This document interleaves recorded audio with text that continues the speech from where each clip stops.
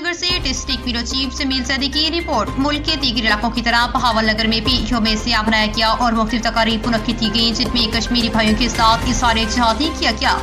इस सिलसिले में बहावल पीपर असम्बली सुहेल खान पीपर, सूबाई असम्बली मियां इनाम सवक्त बारी, लेलेकाउ डिप्टी कमिश्नर जुल्फकार अहमद फोन की क़यादत में एहतजाजी रैली निकाली गई। रैली में assistant commissioner Bahawal Nauman Ahmed, district health authority, rescue development number 2, civil defence, social welfare, PHA, औकाफ, दीगर महकमे जात के अफसरान और स्टाफ, सिविल सोसाइटी के नुमाइंदगान शरीक थे।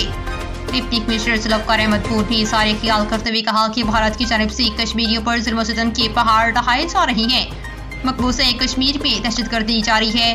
भारत इंसानियत का दुश्मन है। कश्मीरी अवाम अमन पसंद है। मजलूम और महकूम कश्मीर की अवाम के साथ इज़हार जिहादी करती हैं। आज़ादी की जिद्दोजहद और इनकी कुर्बानियां रंग लाएंगी। मकबूजा कश्मीर में भारतीय फौज के खिलाफ कश्मीरी भारत के तमाम तर मुजालिम के बावजूद अपना हक खुद अरादियत के लिए हर मुमकिन कुर्बानियां दे रहे हैं। भारत की तमाम साजिशें और हर पे नाकाम हो गए। शुरका रैली ने भारत के जुल्म सितम और बर्बरियत के खिलाफ बैनर्स और पैराफ्लैग्स उठा रखे थे। मकबूजा कश्मीर में भारतीय फौज के जुल्म सितम के खिलाफ नारे लगाए गए। बादशाह म्युनिसिपल कमेटी के हाथ में सेमिनार